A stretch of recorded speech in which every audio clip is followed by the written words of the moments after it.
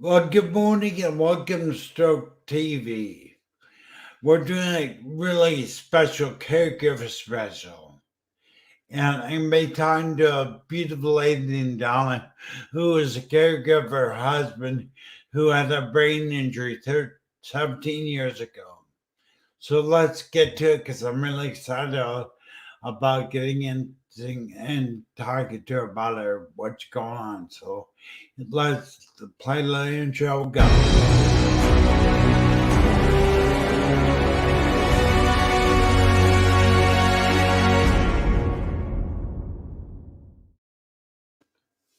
Well, good morning, Donna.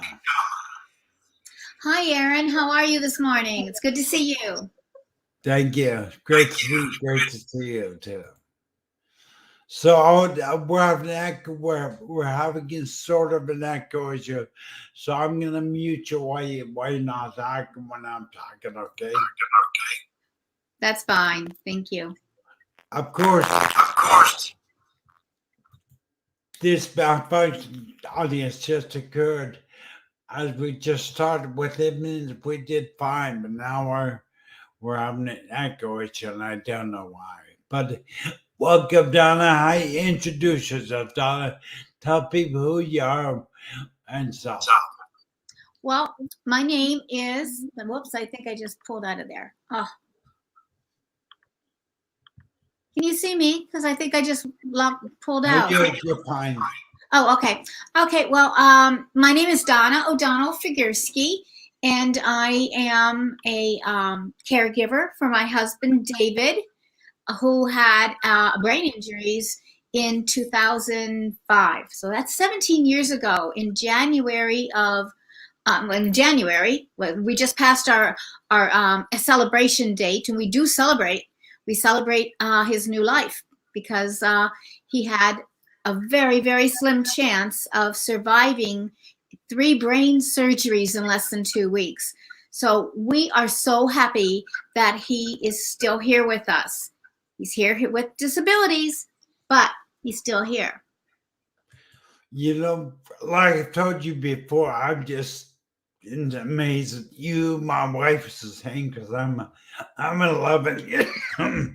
11 years. There's my swallows that's kicking in. But I'm 11 years post stroke, and how you and her stay, and all caregivers out there, spouses, stay with us. It's amazing. So thank you for what you're doing for David. Thank you. Oh, yeah. I wouldn't have it any other way. I told the doctors when they wheeled him off for each of his surgeries, just bring him back to me. I don't care how you give him back to me, just give him back to me. And at the time, I had no idea how serious he could have been injured. He could have been damaged for life. But still, I'm just grateful that he's here. We can have conversations. We do things together. We really interact in our lives together. And I can't even imagine what that would be if he weren't here.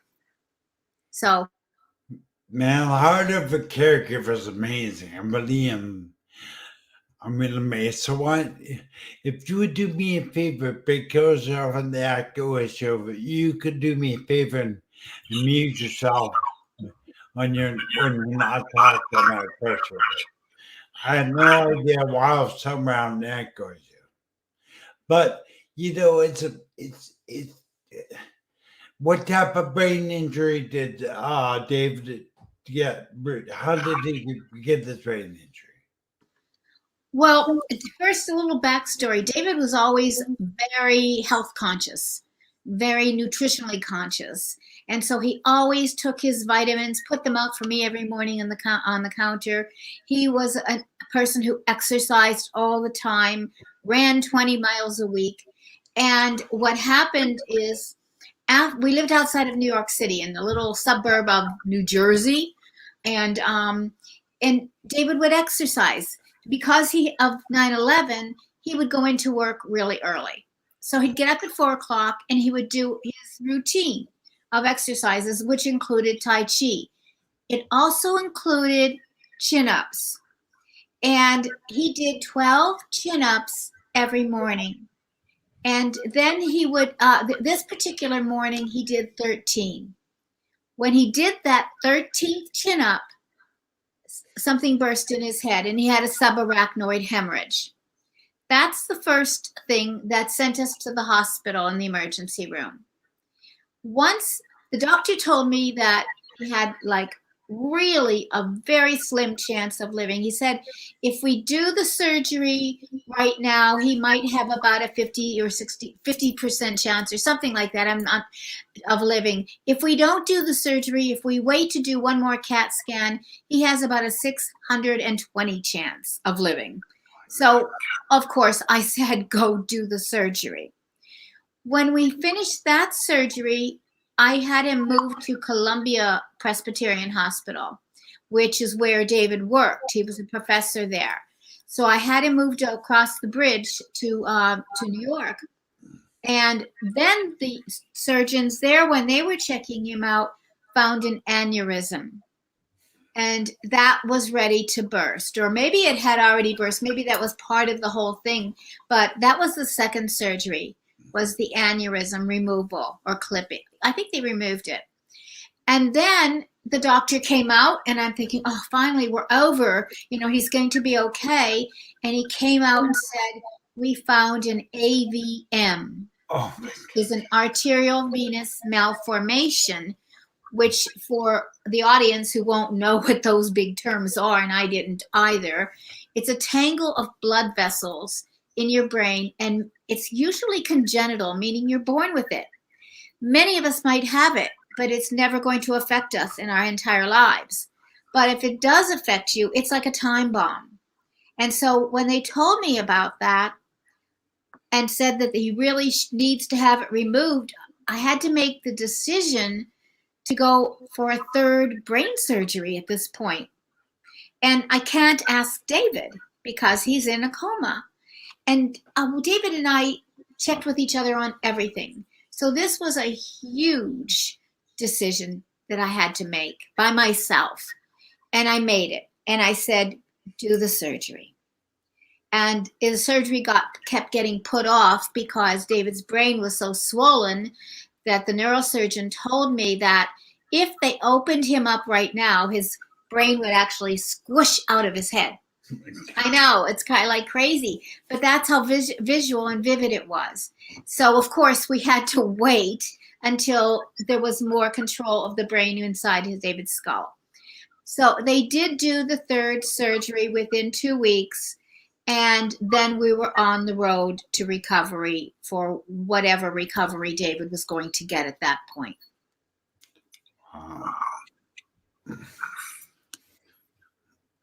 You know, it's amazing that he survived, because I mean, I had a brain aneurysm and I wasn't supposed to survive it. He had 3 major brain assaults, and I would have to say it's a miracle.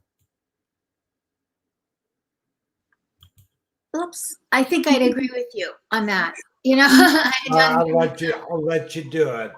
I had to unmute, but I'd have to agree because, I mean, he was given really the minimum of, you know, they basically told me to be prepared, you know, and every time David went off for another surgery, when the porters, whoever takes them in on the gurney, I whispered in his ear. He was unconscious. He couldn't, you know, really hear me, but I told him, I'll never forgive you if you don't come back to me. Because I just didn't know how I could even face life without him in it with me. So we don't, you know, now, you know, yeah, we have our difficulties. Yes, David has a lot of disabilities, all physical. They're all physical, none cognitive, which is very fortunate, as you know, Erin. It's very fortunate that, you know, and he was a professor, so that would have been even more devastating, I think, in his life if he had cognitive difficulties and wasn't able to think as clearly or process his thinking. So we're just grateful for that. And the fact that, you know, okay, so he has difficulty walking. He has a swallow disorder. You mentioned that you did. He has ataxia. He has oh God, he's got so many things. He's got a droopy face on one side because it's paralyzed. He has oh, what else is it? Oh, I forget the other ones, but he's got, but those are all things that we can deal with. We just deal with that. You cannot deal with his absence. With the what? With his absence, if he died. Oh, no. That would have been horrendous. My life changed. My life changed a lot, with his brain injury. But it would have been totally changed, without him. So I'm just pleased that he's here. So walk me through what you were doing at the time. You got the phone call, and walk me through what happened. Okay, well, what actually happened, and this is also part of the very fortunate circumstances that we had. I said that David would go into work very early because of the traffic from 9/11. So he still got up and he was still going to do, but he wasn't going into work. He was planning to work at home that day because he was giving a keynote speech at a professor in Connecticut's on that Saturday. So he was going to stay home and work on that talk. Then he would go in the afternoon to meet his students for meetings. So that kept him home. He was still home. He would have been gone by now. He would have been gone at 6 o'clock. At 7 o'clock, 7:15-ish, I would have left the house to go to my job I had an hour commute up to my teaching job. So I would have been gone had it been any later than that. In the period between 7 and 7:15, before I left, David had finished his exercises a little bit later because he didn't go to work. And then he came into our bedroom with his hand covering his right eye. And his right eye was just filled, with blood. Not blood dripping, but you know how an eye gets with blood in it? Okay. And he said his vision was all blurry and he had extreme pain. And the pain was moving. It just kept moving through his head. And he wouldn't let me call 911 right away. He said, let me see what this is. Maybe it's okay. Maybe it'll go away. And I abided him. I let it happen. I should not have. I wish I had it now because time is of the essence. But I didn't know, and he said no. So we waited maybe about 5 minutes is all. But still, 5 minutes is a lot of time for when a brain injury is happening. But so I called 911. Anyhow, they came over, and they as soon as they put oxygen on him, he was gone. He went out in coma totally. And then he was in coma pretty much for in and out, I should say, because every time he'd have a surgery, he'd start coming back, and then they give him another surgery and he'd go back down, so all that kind of stuff. So that's actually how it happened. And when I told you earlier about his nutrition and about his health-mindedness, that's the reason why he's alive right now. But it's also the reason why he has the brain injury, because of the exercise. Yeah, I'm just so shocked. Did you know what a brain aneurysm and brain injury was before this happened? I had no clue. So you, like my wife, sat there in the ER like my wife, just dazed at what's happening, just stunned. What were you doing at the time? So you were home at the time this happened? Well, I was home when it actually happened, so I was able to go with him in the ambulance. And then I just called my secretary at my school and said to get me a sub. And I didn't know when I'd be back. But to tell you the truth, when we first went off in the ambulance, I naively asked the ambulance drivers if they would drive me home if I went with them and not took my car. I mean, that is insane. I mean, I should know better, but that's how out of it I was at the time. So I was with David immediately. I'm the one that got him to the ambulance and all that. And I was with him, and we were in the first hospital for 3 days. I never left the hospital, not once. So, yeah. And so then he moved to another hospital. That's when he went to Columbia. And then I went home and took a shower and screamed and cried in the shower. And that was probably my first release, because everybody else was downstairs and I could cry, Yeah. you know. But that was probably my first release, because otherwise I was being stoic so that I would have a strong, happy face for David.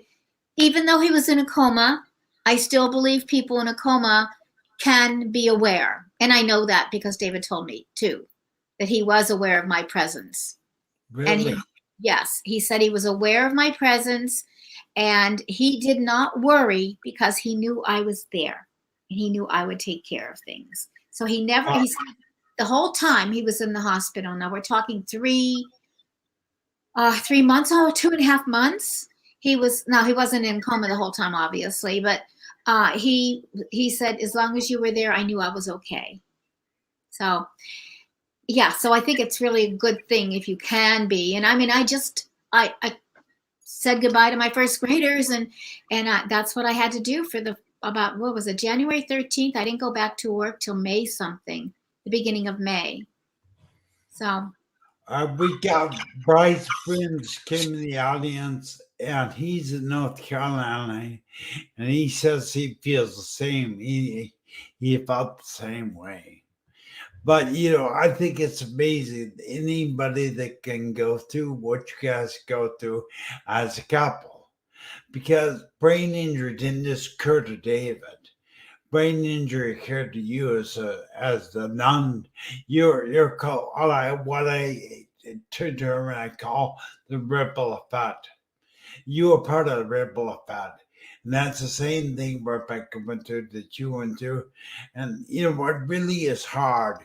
And Donna, there's a project I'd love to have you involved with. It's called Bridging the Gap.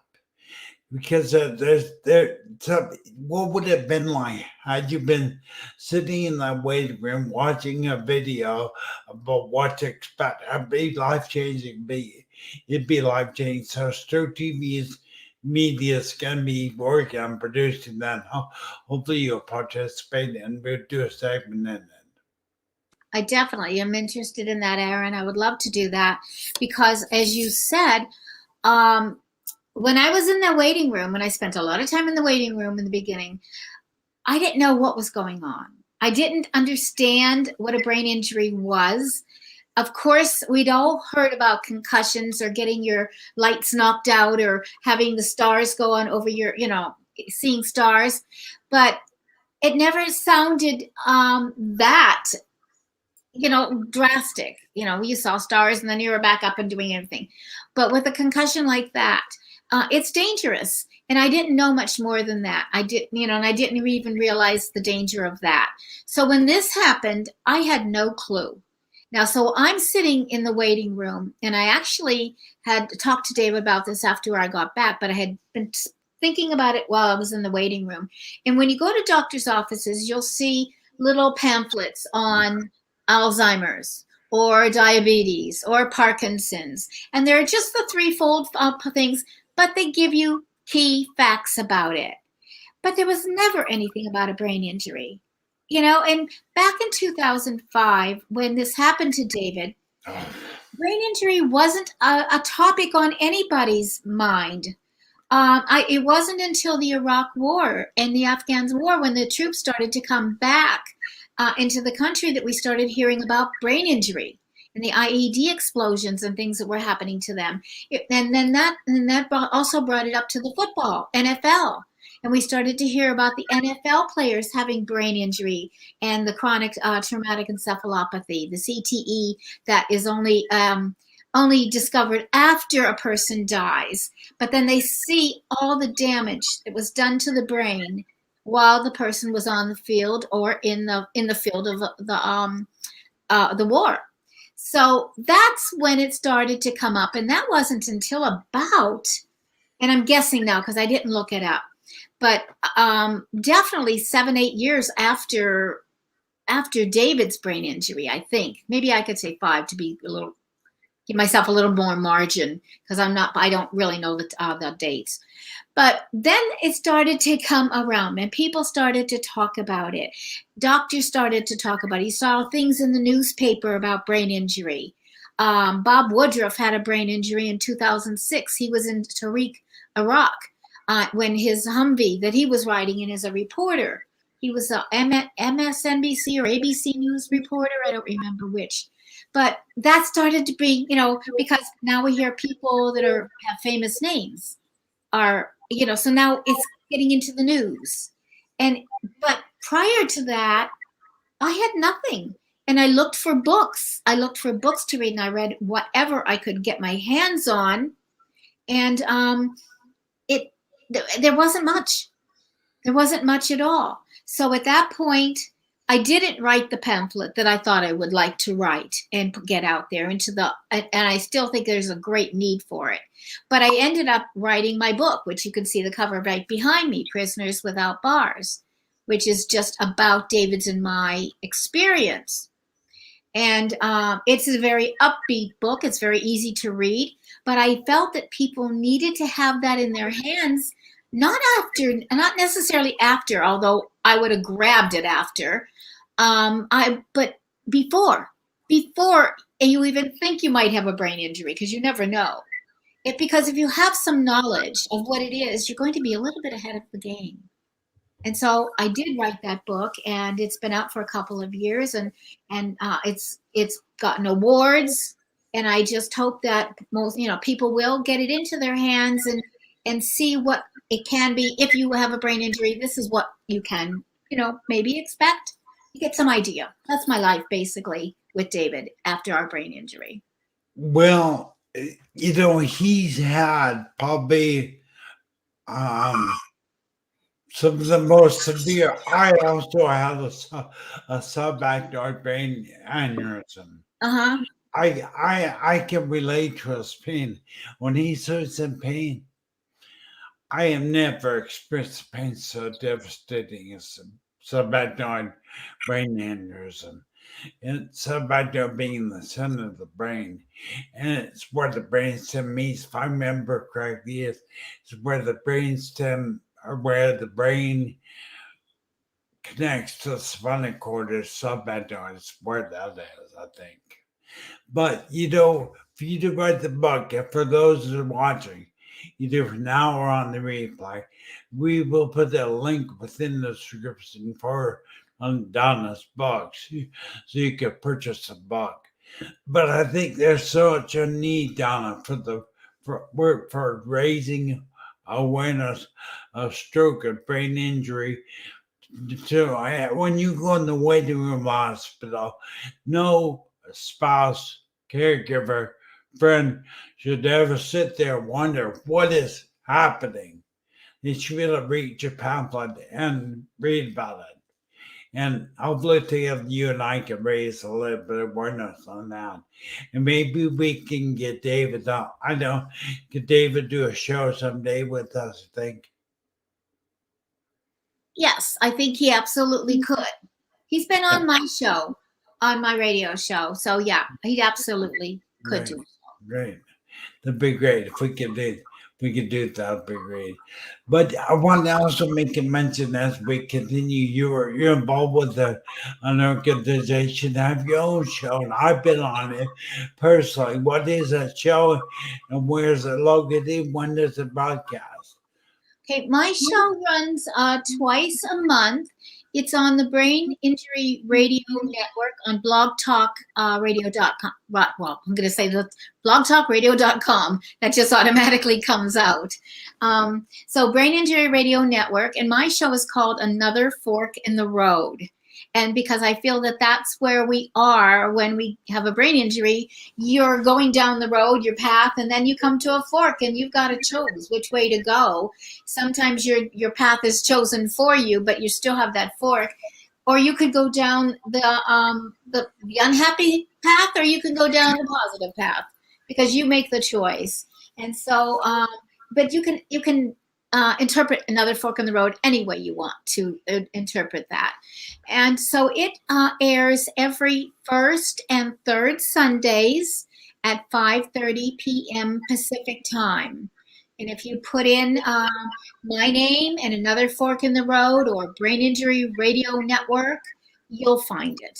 And if you want to hear shows that I've done a lot. I don't know how many I've done, 70, maybe 80. I don't know how many shows I've done. I've been doing it since 2014. So it's 2 shows a week, a month. So add them up.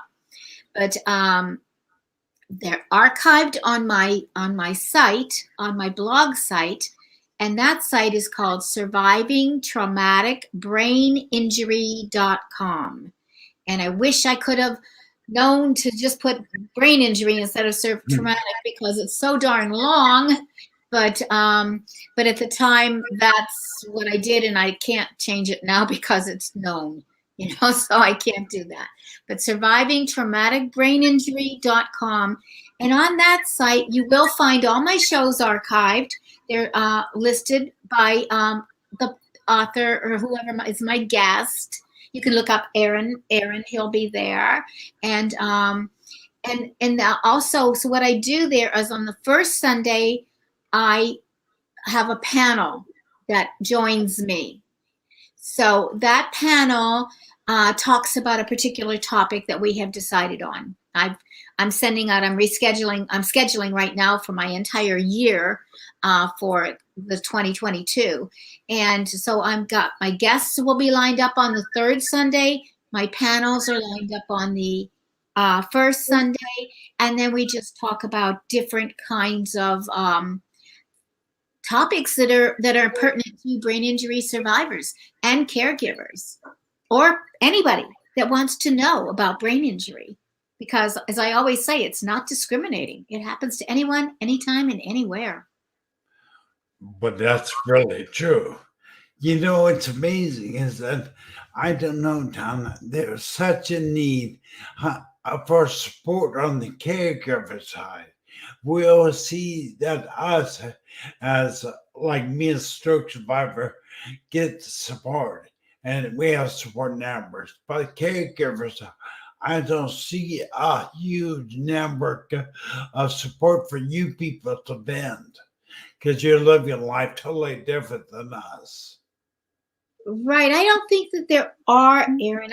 There are a few things on Facebook that I have found and I have joined. There's the Spouses of Brain Injury, and then there are some caregiver sites too.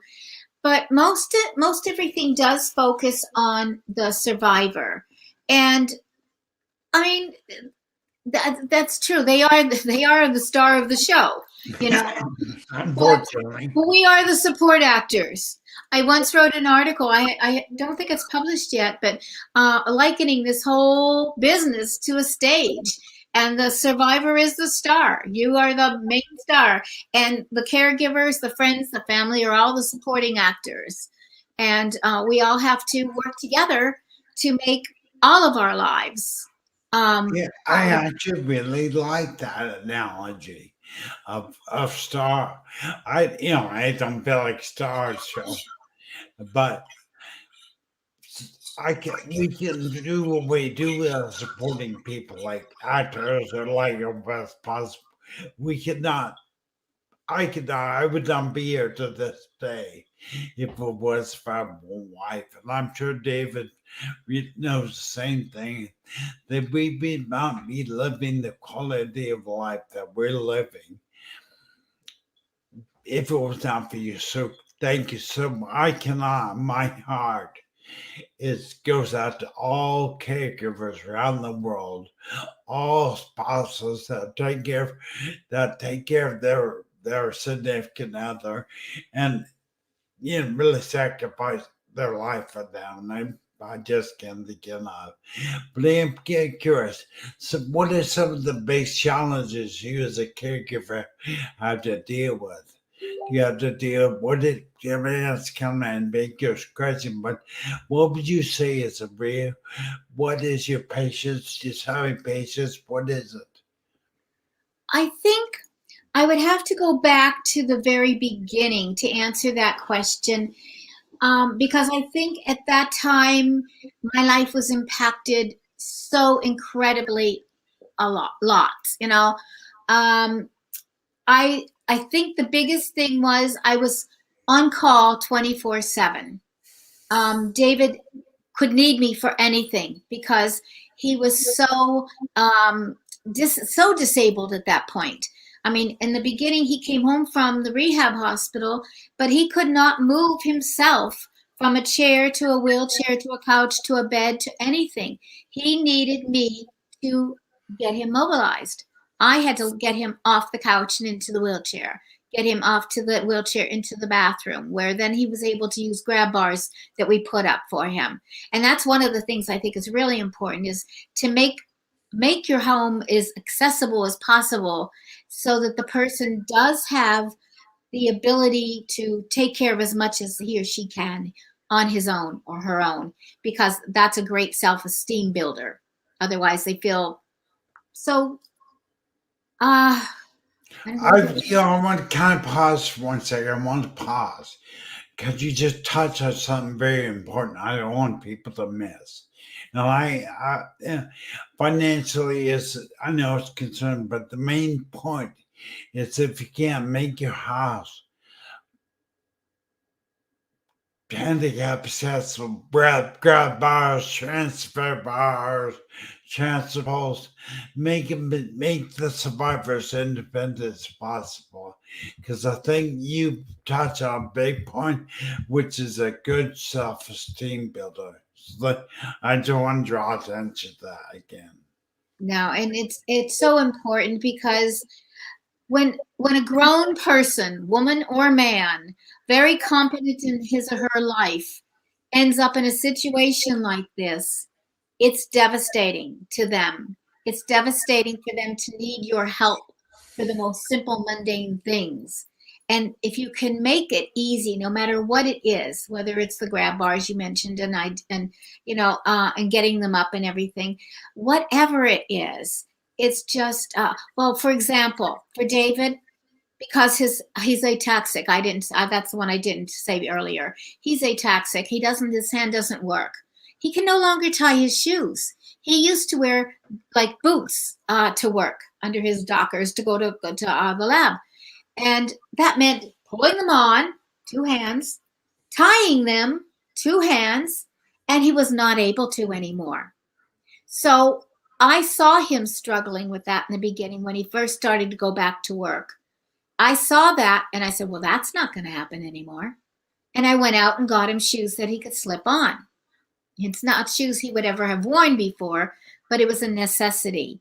Another thing, he always wore the button-down Oxford shirts to work with all the buttons going down there. He came down proudly one day and said, I got my shirt on. It took me 45 minutes to button my shirt. And I was proud of him that he did it. And I said, well, that's never going to happen again. And I went out and bought him pullover shirts that have just a couple buttons here, but you can just pull over. They always stay buttoned. So he didn't have to do that anymore. So it's just looking to see how things can be easier, how I can make his life easier. So he's not going to spend all that time struggling. Because with a brain injury, and I think a lot of people don't understand, you become very fatigued very, very quickly, because what seems like an easy thing, putting your shoes on, tying them up, buttoning down a shirt, when something takes you 45 minutes, you have exerted 45 minutes worth of energy that you don't get back. So by making it easier there, he has saved that energy. It's been able to bank it and use it for something else that might be more important. So those are the kinds of things as a caregiver I always look out for. I'm still looking out for it now. But to go back to your question there, when you said what impacted me the most, and I said 24/7 care. Well, eventually David did go back to work, and so did I. He had to be with somebody at all times. So somebody picked him up, got him in the car. Another professor friend actually did that. 2 professor friends, which I am so grateful for. It's in the book. You can read about it, but so grateful for that they came way out of their way to pick David up and get him into his lab. And then once he's in lab, he's with all his students and all other different people, and he's okay. And then they deliver him back to me. I'm there in the house for him. And that went on probably for until 2013.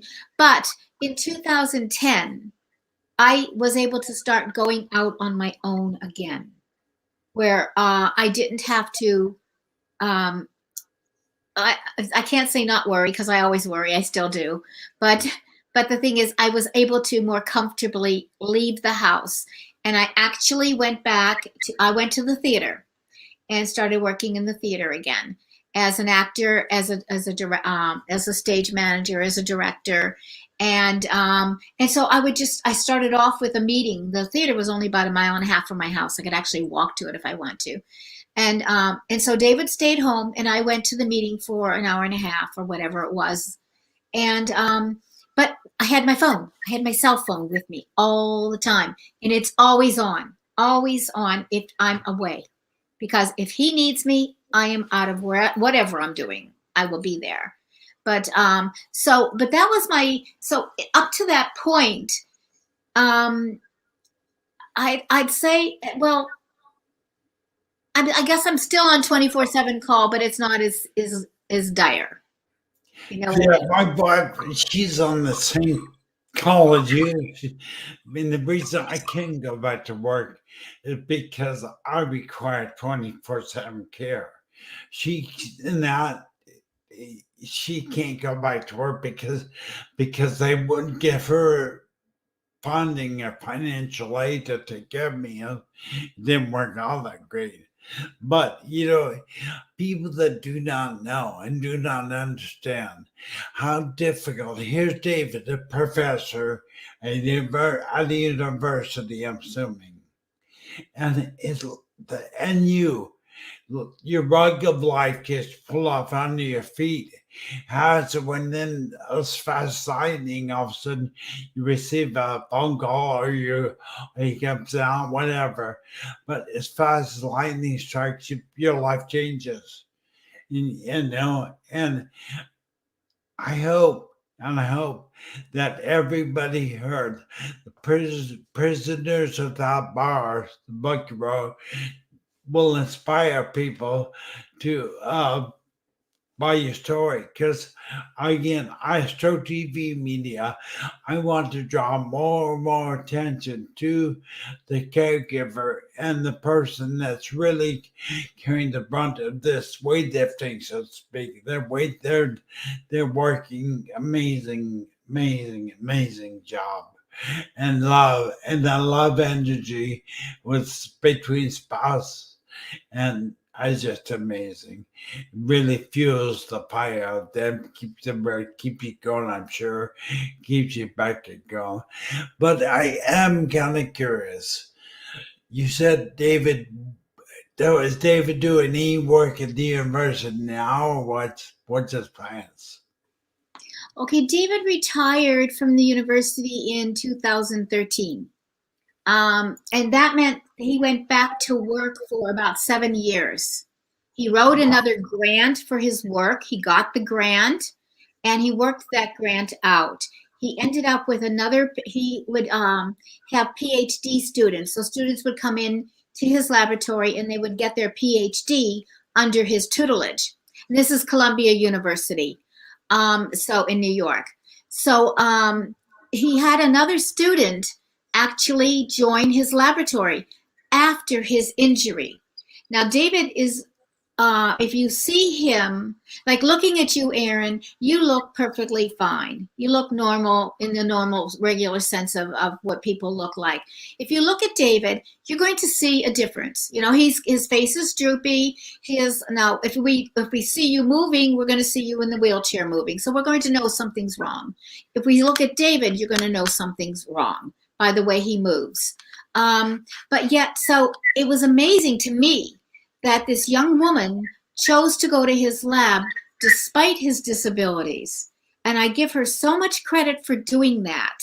And of course, that helped David too. I mean, it's his self-esteem. Like a student came to him. He graduated a lot of PhD students that went through his laboratory, and he guided their research. But to have somebody come in after his brain injury was really, it was pretty phenomenal, I think. And so, so at that point, he finished out the grant that he had. He had earned from NIH. And I had told him sometime before, don't write another grant. Please don't write another grant. Let's just call it quits at this point. Scientists don't quit. They don't ever stop. We have our close friend of ours who was, in his 70s already, is still working. David's mentor doesn't have a lab, but he's mentoring in San Diego. He's probably in his late 80s now. Scientists just don't quit. And David never would have quit either. He would have continued on. But once the brain injury happened, and he did work for 7 years, and I just said, please don't, he decided not to write another grant. And so at that point, we retired. He retired, and I retired 2 years earlier anyhow from my teaching career. And so we moved to the desert in Arizona, which was a wonderful thing, because now he's not working as a professor in the university, but he's still researching constantly, reading scientific papers. And on my blog, survivingtraumaticbraininjury.com, he has a whole section. I think it's under COVID. He does a lot of the COVID research that not in the lab research, but he reads the scientific papers, and then he digests them and regurgitates them so that lay people like you and me, and not scientists, can read them and understand them. Because if you're trying to read a scientific paper, it's another language. I mean, it might as well be, I don't know, any other language. I can't get it. So that's one of the things that David does. Another thing that David does is he edits. He's my editor. He's my first editor for everything I do. So, for example, my book, Prisoners, I'm going to hold it up right there, Prisoners Without Bars. He edited this book. He read it 13 times before it went to the publisher. And he's probably read it another 10 times since it's been published as a book. He does editing for all my, when you sent in your, when people send in their caregiver speak out or survivor speak out interview, it goes through David. It's all edited through him. Everything that I do is edited through David. So I keep him very busy. So he's always working. But you don't. I'm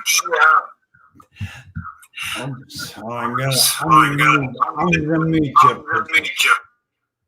But we're so David and I personally. The saying is true. I'm injured, not stupid. Don't take out the way we look, the way we behave through ataxia. What you my voice a lot of ataxia. But we're injured, not stupid. David's so fortunate to have us cognitive abilities. So, because you took down, I'm sure, I don't know, does he experience any emotional overactions, or is he pretty emotional stable?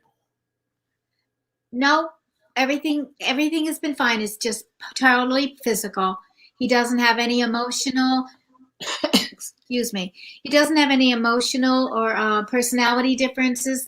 Well, I can't say personality, but behavioral, everything like that is even killed. In just a second.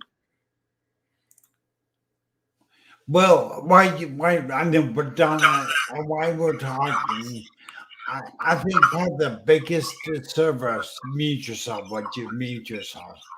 But I would say that probably the biggest disservice is that the general public out there, are people out there looking at David, see his physical disabilities as mine in a wheelchair, and assume, oh, well, they're cognitively not there. Well, that he is still a professor and still as smart as he ever was. And now, but people, they misjudge it. I want to draw attention. Don't, if you're out there and you see someone in a wheelchair, or you see someone with a physical disability or challenge, as I like to call it, the word disability, not too much challenge, we're physically challenged. But don't assume they're cognitively stupid because that's not true. Hey, we got she's from Georgia. She's TJ Bills, the royalty jewels. Thank you for being out there. I really, really appreciate it. She's a stroke of her. Oh no, her husband recently had a massive stroke. And she's going through the things we're talking about and going through right now. And her husband's younger, she's younger, and then Rock of Life has been built up on her. She's going through it right now this week. So as we get close to finishing the segment, what's some of the advice you would give a newer person just entering this lifestyle? Life change. What would you say? Aaron, I want to just address something that you said just before this, before I do that, Sure. but if I have time. Sure. What you're saying is, one of the things that happened in the beginning when I started to take David out to restaurants to eat again, we'd sit there. I'd have to walk him in because he can't walk in. I would walk him in holding him. The eyes would be on us everywhere, because it looked different, and he looked different. But I would make it as normal as possible. We would be talking, I would be laughing. When you're laughing at something with somebody that's in that situation, it can't be that bad, can it? It must be okay. And I would do that deliberately because I wanted people to realize that he's just a person. He's a person and he understands. Then the waiter would come up and they would say, take my order. And then they'd say, well, what does he want? And I would say, I don't know. You're going to have to ask him. And I threw it in their laps because I knew that David would be able to talk to him. His speech was garbled. It was hard to understand him a little bit, but people need to be aware. They need to have this awareness brought to their attention so that they're not so frightened, because I know people are scared of it. They don't know how to handle it when they see somebody like that. So I think it's important for we who are in the situation to make it as normal as you can so other people can also feel like, oh, okay, and they're not so scared to approach you. So I think that's one of the things. And then your question was, what would I tell somebody just beginning this journey? Always keep the hope. Always keep the positivity. Add laughter to your life. Definitely laughter. Find the fun and laugh about it with your person who is disabled or whoever's you're caregiving for. Just cheerlead. I'm David's biggest cheerleader. The first time he bent down and picked something up off the floor when he has a serious balance challenge was an amazing event in our home. I was just so excited. It was something. Keep the carrot out there. Those are the things. Always have something you're striving for, looking for. Don't ever look back and say, we can't do this. It's over. It's not over. It's never over. You just keep going and plodding one step in front of the other until just keep doing it. Then you come walking. Attitude is have. I see. If there's two things I want to kind of end the show with. I want to, number one, encourage everybody out there. I want to drive this home. If you see someone with a disability or a challenge, don't assume anything. Don't treat them stupid. Don't treat them different. Ask them what they want to order off the menu, whatever it is. Just try to try not to treat them as an alien, because they're not. 2, make sure that you are positive. Remember, life is 10% of what happens to you and 90% of how you respond. And do not think that your brain injury, your stroke, has a period at the end of it. It does. It's not the end of your life. It's just a new chapter in life. You have to keep going on.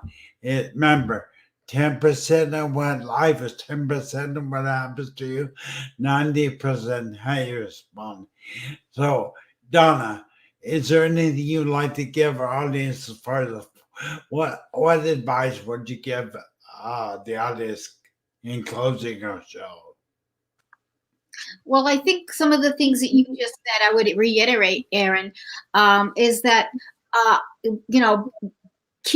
when you see somebody, remember they're a person and interact with them. I found that really a lot of fun since David's brain injury, where I might have been afraid to do that before. Now I'm not. I would go right up to somebody and talk to them. And I think that they appreciate it, because they're not being shunned as somebody that's got a disability, that they're not completely whole as most of us think things are. We all have our disabilities. Some of them we see, some of them we don't. And I think it's so very true that I just saw so true up there. And I think I said that because I saw that, TJ. But it's so true that you just need to treat people as you would want to be treated. That would be a good way to say it. Treat them the way you want to be treated. If it were happening to you, you would also want them to be treating you with respect. And I think that's very important. Really good. That's a really good way to say it, Don. I want to take a minute. I'm looking forward to having Dave, all three of us, do a show together sometime, and just have a conversation, see how it goes. But I want to thank you for being here. I want to thank you for working to wrap it up now. But I wanted to say thank you. And this thing, tell David I send my love energy to him. Always here to talk. Well, he's listening, so he heard it, Aaron. He's on the other computer. But I want to thank you also, too, for giving me this opportunity to share this hour with you and pass our thoughts out to folks that hopefully we have touched or maybe have done something to help you, because that's why we're here. Just really quick, Donna, what's the best way people to get a hold of you? So they want, ask you a question, how they get a hold of you? They can contact me at my email. It's Donna O'Donnell Figurski at gmail.com. So it's my complete name, DonnaO'Donnell Figurski at gmail.com. And they can also visit my website, DonnaFigurski.com. It's a little easier, get rid of the O'Donnell part, but DonnaFigurski.com. Please go over. And if you do visit the website and you go to the book page, you will see all the characters that are in the book. All the characters have their pictures and are identified. At least most of them. The ones that I couldn't put in are the infamous ones that didn't go in. Well, I appreciate it. Thank you so much for being here. You have a great day. Thank you for being here on Surf TV. Aaron, thank you so much for having me. And we will be talking, I'm sure. I'm sure. Thank you, everybody. Bye, Donna. Bye now. Bye,